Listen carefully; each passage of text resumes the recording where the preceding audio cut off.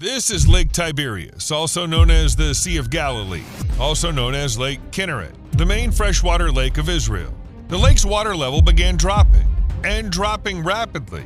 And that's when Israel decided to do something no one had dared to do before: pump water up a mountain, defying logic, defying gravity.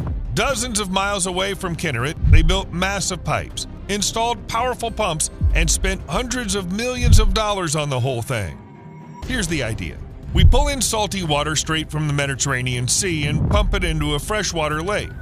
Yes, it sounds like someone's crazy idea. Why on earth would you salt a freshwater lake? But in reality, there's a logic to it, especially in a country where every single drop of water is precious. So let's break it down. Defying gravity.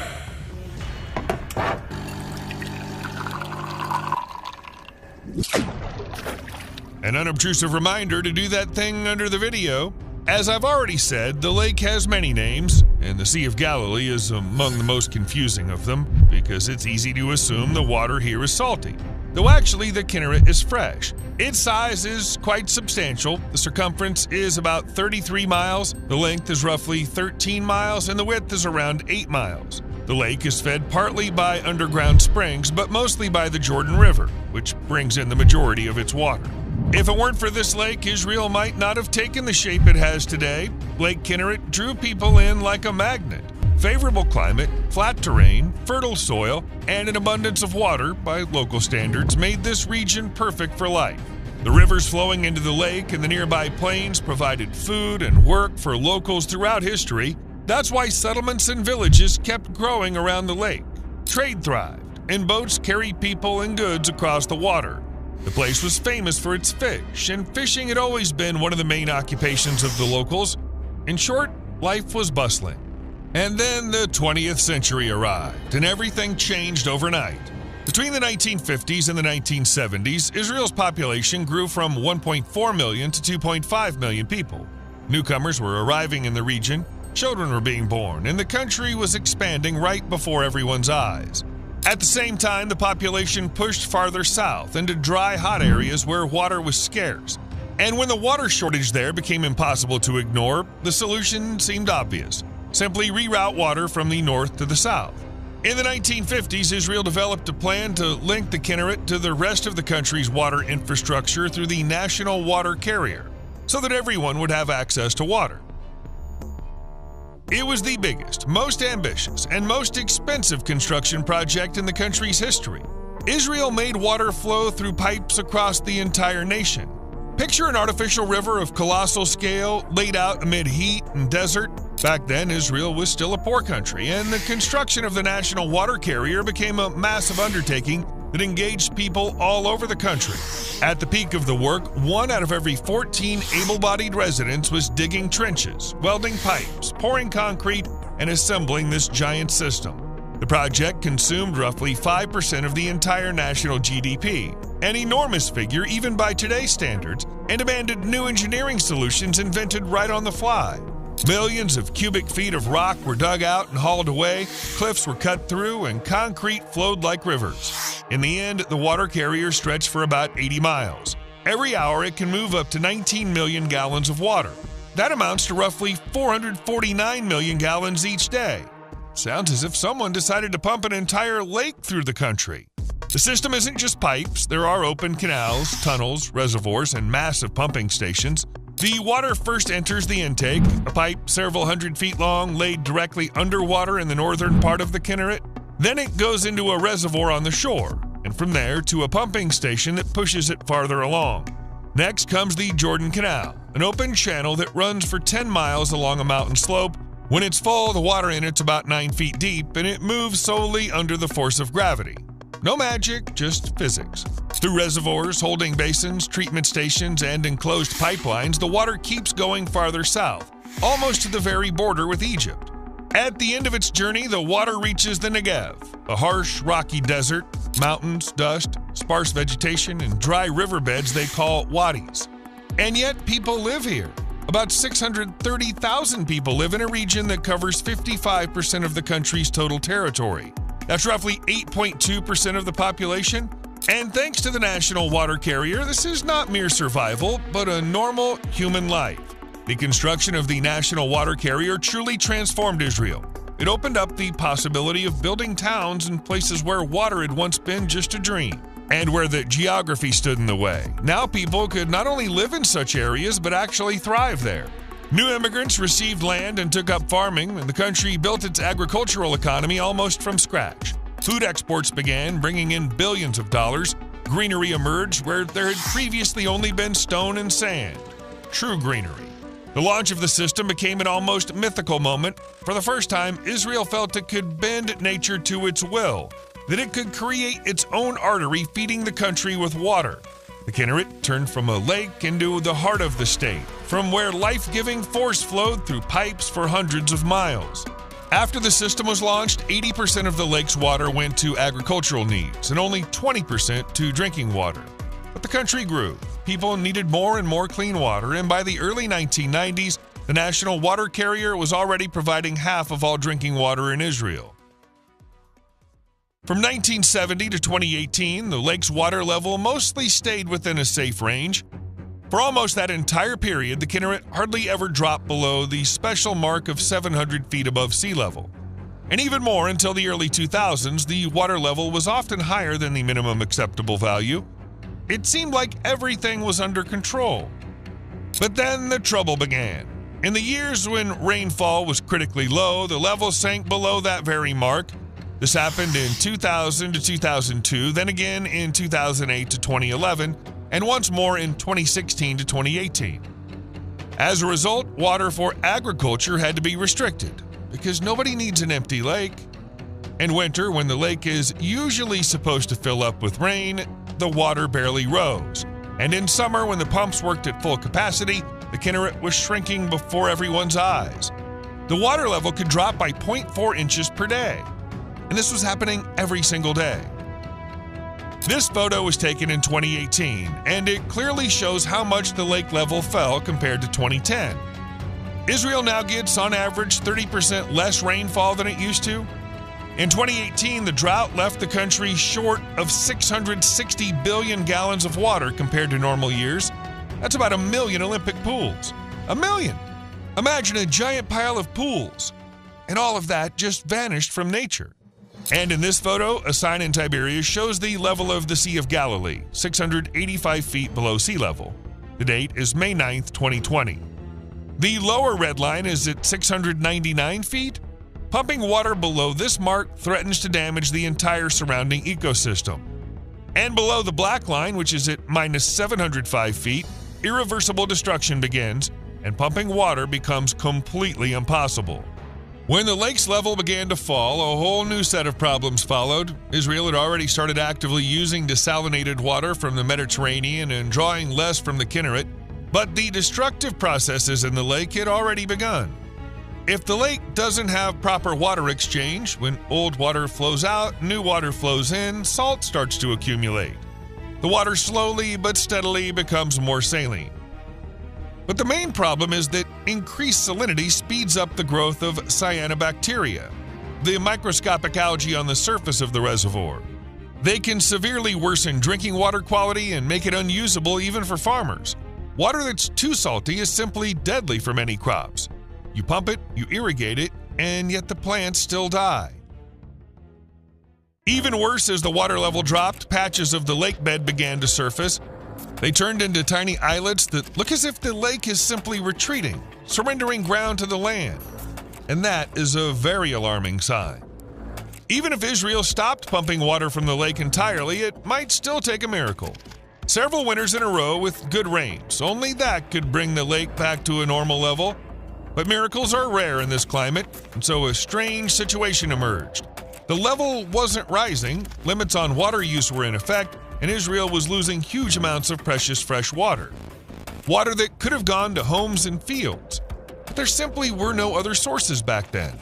Israel kept drawing water from the Kinneret, watching the lake weaken with every season, yet at some point the pumping was reduced. But even that didn't help. During new droughts, the lake would quickly shrink again. The problem wasn't just that Israel took a lot of water. The Kinneret's main source, the Jordan River, was bringing less water.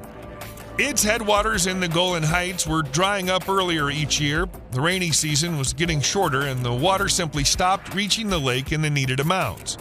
Plus, in the north, in Lebanon and Syria, dams and water intakes were being built, intercepting part of the flow. Everyone took a piece of the Jordan, and so less and less of it reached the Kinneret. As a result, the lake's water level collapsed to its lowest points in decades. Experts were really concerned. Over the last 2 years, it had been dropping by more than 8 feet annually on average. This was much faster than during previous droughts. Israel's main water artery was drying up. Where water once stood, boats were now stranded on the bottom. The roots of trees that were supposed to be underwater suddenly became the new shoreline. Newspapers ran frightening headlines like "Kinneret on the brink" and "The lake is crying for help." This wasn't just a dramatic metaphor. The lake's unstable level was affecting its ecosystem hard. In dry years when almost no new water came in, it literally aged. This worsened the nutrient cycle, affecting algae, bacteria, and the entire lake ecosystem. One scientist said, "Imagine leaving water in a basin for a year. You wouldn't drink it afterward, would you?" It became clear that without urgent action, the country could face a real water crisis. And help came from an unexpected place, the Mediterranean Sea. A huge source of water that had always been right there but barely played any role in saving the Kinneret suddenly began to be seen as the key to survival. So the Mediterranean Sea, endless water before your eyes. It seems like here it is, the perfect solution. Just pour seawater into the lake and the problems are over. But nature has its quirks. Pretty obvious ones, honestly. Seawater is far too salty to enter a lake that supplies the country with drinking water. It's like mixing pure spring water with pickle brine. Yes, it's still water, but you won't want to drink it, and plants won't appreciate it either. That's why Israel decided to play it smarter. Not to fight nature, but to outplay it. The country launched a new national project to preserve the Kinneret as a strategic source of fresh water. And to make it work, they had to change the rules of the game. For the first time in history, the flow of water in the national water carrier didn't go from north to south, but the other way around, from south to north. So the idea is this: desalinated seawater, produced at facilities along the Mediterranean coast, is now sent through a massive network of pipes, pumps, and reservoirs back into the Kinneret, back into the lake. Nature gives us water, and we give water back. Sounds like a fair trade. Construction began in 2018 and full operation started in 2022. The project cost roughly 900 million shekels, about $269 million, and as soon as the driest winter in 100 years hit, the system immediately switched to full power. More precisely, we're talking billions of gallons over the fall-winter season. You can imagine the volume. Desalination technology itself isn't new, of course. The novelty lies in something else. People finally stopped treating nature only as a supplier of water. Now it became a consumer as well. And by the way, this desalinated water is actually better in quality than natural lake water. In terms of salinity and other parameters, it's completely safe for the environment. No nasty surprises. The project was designed from the start with decades in mind. The climate in the Middle East is changing. Rainfall is decreasing, especially in northern Israel. That's why it's so important to keep water levels in the Kinneret high, so it remains a natural treasure and a strategic reserve of fresh water. Israel plans its water sector far ahead. They already have a plan stretching all the way to 2075. Attempts to inject desalinated water into freshwater lakes are extremely rare. The thing is, freshwater ecosystems are very fragile.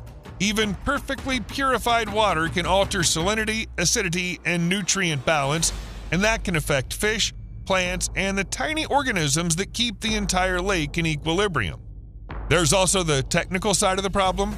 Delivering that much water over long distances is no simple task. You need massive pipelines, pumping stations, and a pressure control system that prevents the lake from overflowing or, on the contrary, drying out. Plus, desalination is expensive, and it once seemed strange to spend such water not on people and farmers, but on a lake. But Israel chose to do something no one else in the world had ever tried. And they didn't even have to build new stations for this engineering marvel. The system was already there. The water travels 60 to 93 miles from the desalination plants in Ashdod, Hadera, and other coastal areas through the same infrastructure the country has built over many years. Israel has long mastered turning salt water into fresh water, and now it simply reversed the flow back to nature. Just 10 years ago, Israel was sounding the alarm. Fresh water was running out. Today, the situation is completely different. Now, about 75% of all drinking water in the country is desalinated from the Mediterranean Sea, meaning that most of the water in your tap started out as seawater. There are 5 major desalination plants operating in Israel. Together, they produce roughly 158 billion gallons a year. These are enormous numbers. Take, for example, the desalination plant in Ashkelon. When it opened in 2005, it was the largest facility of its kind in the world. Right after launch, it produced 26 billion gallons of water per year. And today, it's already at 32 billion gallons. That's about 20% of all the desalinated water in the country. And yes, if you're drinking tap water anywhere in Israel, there's a good chance part of it comes from Ashkelon. The plant looks like a real industrial city. Miles of pipes, massive reservoirs, pumps working 24/7. All of this turns salty seawater into high-quality drinking water, which is then sent through pipelines to towns, villages, and fields. Thanks to projects like these, Israel is now a water-rich country. It no longer depends on the whims of the weather or worries whether those 20 inches of rain will fall each year. 2 more facilities are already under construction, and capacity is almost unlimited. When someone turns on a tap in their kitchen, what flows out is a mix of desalinated, groundwater, and treated river water. The composition changes constantly, but the important thing is that there's enough water. To deliver this desalinated water to the north for people and to raise the level of Lake Kinneret, the country needs additional pumping stations because the water still has to be pushed all the way to the lake. And Israel became the first country in the world to make seawater climb uphill to save its freshwater lake. Not down the way water usually flows, but up, defying gravity.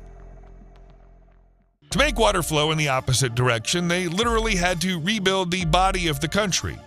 Old pipes, pumping stations, filters, everything that had been sending water downhill for decades now had to push it uphill.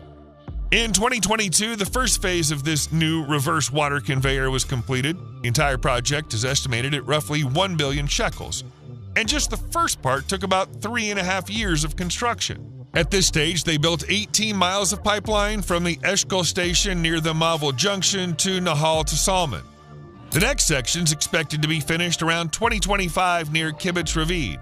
And the final phase, scheduled for 2029, includes the construction of new pumping stations near Rosh Hayan and sending water back into Lake Kinneret through the already existing national pipeline.